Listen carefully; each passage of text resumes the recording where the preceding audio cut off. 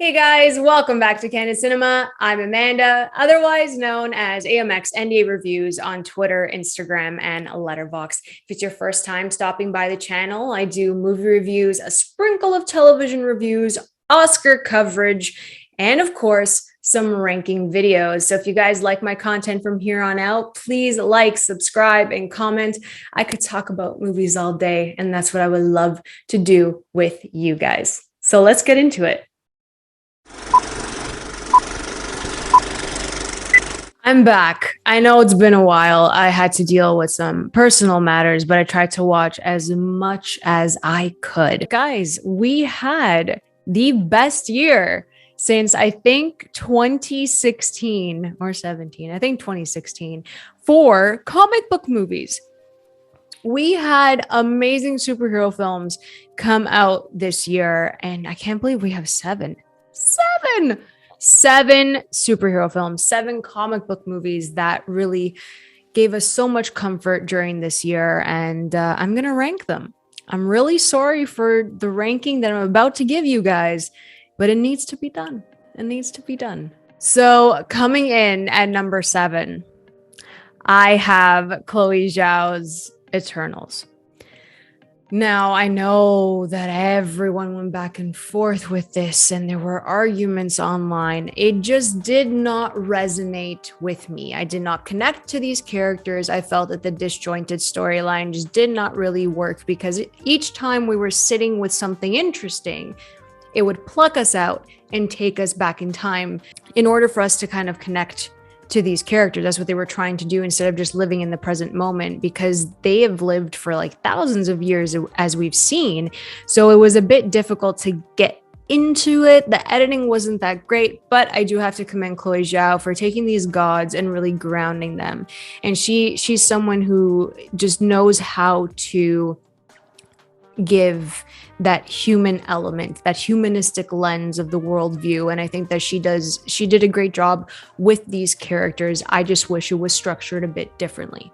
So if you enjoyed Eternals and you found comfort in it, please let me know in the comments. I want to see where you guys side with this. And I'm really sorry that it's number 7 on my ranking. So that means there are certain other ones that are higher up, and we'll get into that. Coming in at number 6, I have Black Widow. I know, 2 Marvel ones down at the bottom. I know, I'm sorry. But Black Widow was just long overdue.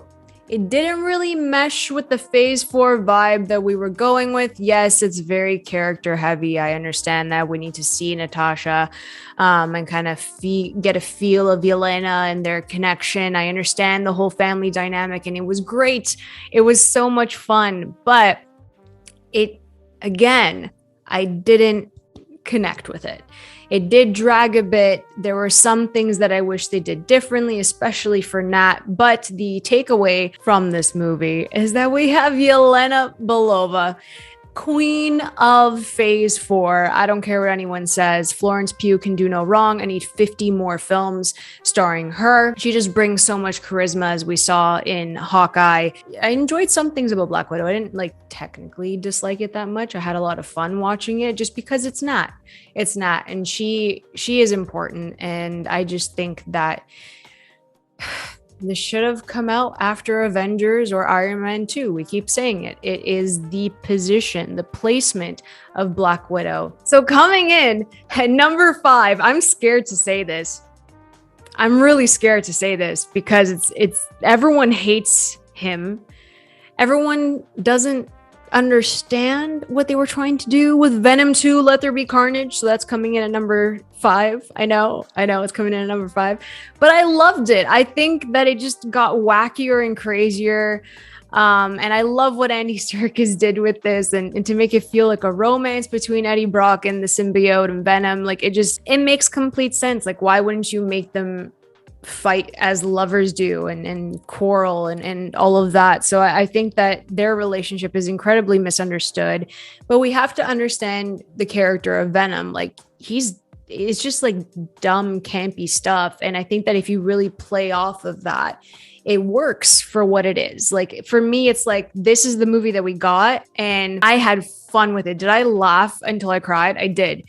Just because Eddie Brock is hilarious. Tom Hardy's so good with his delivery for Eddie and for Venom. I think he does a great job. But also, as much as people hate the fact that Woody Harrelson was cast as Cletus Cassidy for Carnage, I found the Carnage design to look really wicked. I do wish it was a bit more red. I feel like the lighting in comic book movies just need to get better. Guys, we want to see our heroes fighting. We want to see our villains fighting. Like, hello, it's Carnage. It's Carnage. Let me see him, man. Let me see him. But that's the thing. It's like the lighting in all of these comic book movies. You watch any of this and it's like it's pitch black. They got to fix this. They got to make this stuff brighter. I can't do it anymore.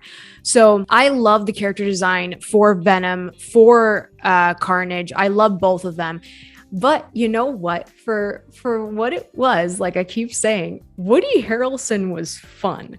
Like he just enjoyed this. And I think that's also a takeaway where like you don't have to take certain things too seriously. And I think this whole cast signed on for this and knew exactly what they were going to do. Make it over the top, make it fun, make it dumb as hell because it's Venom. And that's why it's kind of like a comfort film for me now. And it's just so weird that I'm just like, oh, they're so cute. And I love my boy Venom. And like, it's just, people are, I'm going to get hate on this, but it's a personal preference. Venom is just something that I love so much.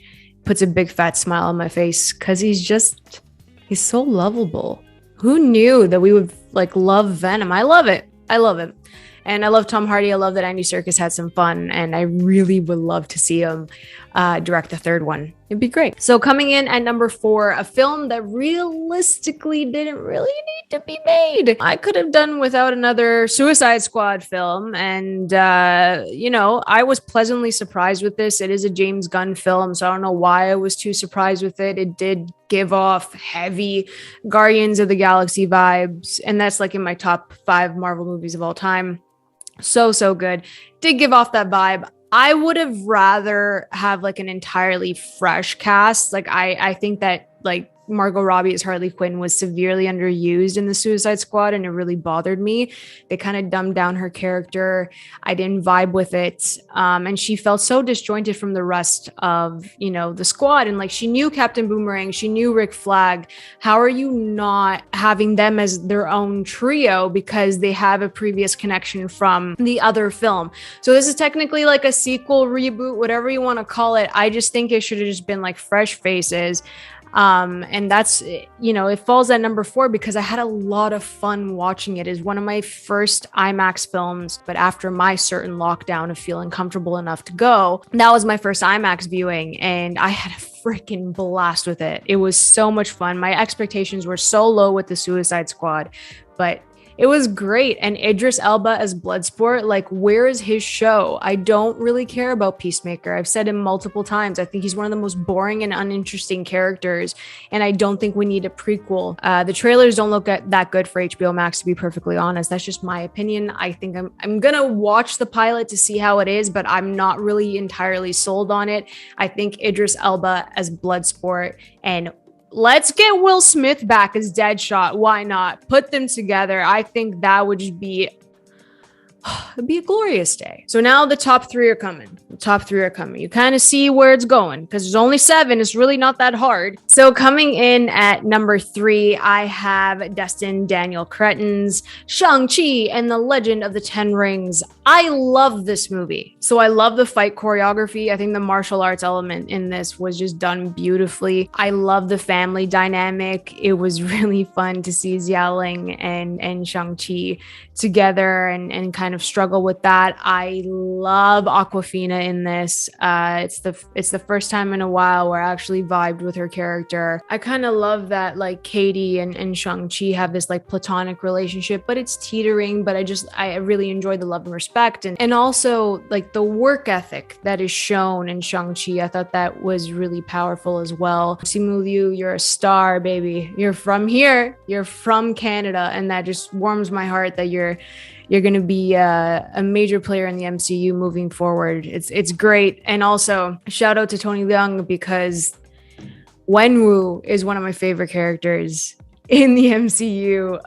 If not one of my favorite villains, probably like top 5 now for me. He was excellent. So I have Zack Snyder's Justice League at number 2. It's at number 2. I know. This was like 4 years in the making and campaigning, and to be a part of the Twitter fam that I had, you know who you are. It was just an experience and a half to go through all of this with all of you. That movie was a very, very difficult thing to get made. And it was just something so personal for me this year to connect with it. I love this so much. I know it's 4 hours. They nailed the characters. We got to see Batfleck again, which is, you know, that's where my heart is. But the most important thing is that we got Zack's vision on the screen. And it's a very personal movie. It's a very personal movie. It's very well done. And I love it. Coming in. At number 1, the movie that literally blew my mind at the end of this year. And I'm so happy that they kept it as a, you know, around Christmas time at the end of this year. It's like the cherry on top of one of the most perfect years, especially for Marvel. Even though this is a Sony movie, I absolutely loved Spider-Man No Way Home. I thought it was excellent. I'm going to do a mini review right now for you guys. Spider-Man No Way Home was everything that I have wanted from a Tom Holland Spider-Man film since he came on the screen. My main issue with Tom Holland's Spider-Man was that he was always with someone else overshadowing him, whether it was Tony Stark or it was, you know, the whole Civil War cast, or Vulture even overpowering him, or Mysterio overpowering him, or Nick Fury overpowering him. It was always like this condescending nature that he's still a kid, he can't do anything, yada yada yada. But Spider-Man stands on its own. Now, this is what really kind of bothered me about this, is because if I knew that this is where they were going and we were going to get another like adult trilogy, I wouldn't have cared as much, because that's what the buildup is. But now that we know, now that I know, this is one of the best trilogies in the MCU, considering how Peter grows. And that is exactly what I wanted. Maybe it's because I'm so used to like already having, you know, Tobey Maguire Spider-Man become Spider-Man in like 2 seconds in the first one. And then same thing with Andrew Garfield, like half the movie, and then Uncle Ben, and yet the whole thing, like maybe I'm just used to that level of storytelling. And then once we get to No Way Home, it just, John Watts and the rest of the crew, they literally dissected what it means to be Peter Parker, what it means to be Spider-Man, and just restructured it in a way that's new and fresh. And he opened the multiverse and stuff, and things happened that I cried about. Yeah, like I just really loved what they did with this. I loved Peter Parker in this. Made me love Tom Holland a bit more, because you have like a Peter Parker level threat. He can't get into school because everyone knows that he's Spider-Man. And then you have JJ, which is great for J.K. Simmons to kind of say, he's a menace, he's the devil. And, you know, it just really worked as a Peter Parker level. But then he elevates it into a Spider-Man level event when he goes to Doctor Strange, which then affects both of them. Not only did No Way Home have a pretty great structure, I know that everyone's like, oh, but the nostalgia, like you only love it because of the nostalgia. Listen. This is the first time that any comic book movie has even attempted to bring back 2 other actors, okay, that played the same character and interact with the current actor playing the same character. It's the very first time that this has happened. It's a big deal. I don't know why you guys are sitting there like this isn't a big deal. It's massive. It's massive. No one has done this before. No one has ever attempted to do this and have people understand what in God's name the multiverse actually is. That's what's bothering me about this, is that you're discrediting the writing because it's a comic book movie, but they actually did that. Like, I don't know about you guys, but that doesn't feel repetitive to me. That's like something fresh out the box. Like, holy Lord, you're actually doing this. This is one of the most like amazing things to ever happen to the MCU, to the Sonyverse, whatever you want to say. But having Toby and having Andrew come back in the way that they did through those portals. I'm going to start crying again. Oh my God, I'm actually tearing up. That feeling with other Marvel fans in the movie theater, literally trying not to cry. I will never forget it. I will never forget it. It's on like the equivalent of like anything that went down in Infinity War and then the portals opening in Endgame. Like it is literally the equivalent of that feeling. And what's so great about it is that we knew there was something, but I didn't expect them to be in the entire third act of this film the way that, you know, that they were. I didn't expect it whatsoever. I was in shock. I was like, wow, they're really like carrying this out. I could have watched another 2 hours of the three of them talking, to be perfectly honest. I loved every second of it. It's one of the, I've watched it like 4 times already.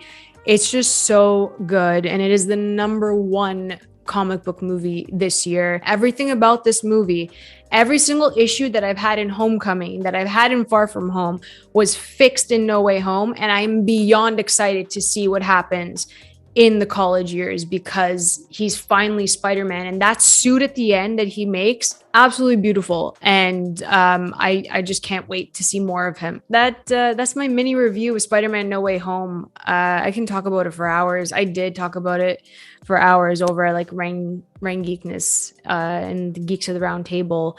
I spent hours there. I spent hours on Movie Files. I spent hours on the Suit Up Geeks. You know, just we were talking about it all weekend, and it is just one of the most perfect movies. So that is how I would rank the comic book movies this year. Let me know how you guys think. Give me your rankings. You know, we had some great stuff this year. We really did. So yeah, thanks guys for tuning in. Well, there you guys have it. If you enjoyed this video, please like and subscribe. Comment, let me know how you're feeling. You guys can always follow me over at AMX ND Reviews on Twitter, Instagram, and Letterboxd. I'll catch you guys next time. Keep watching movies.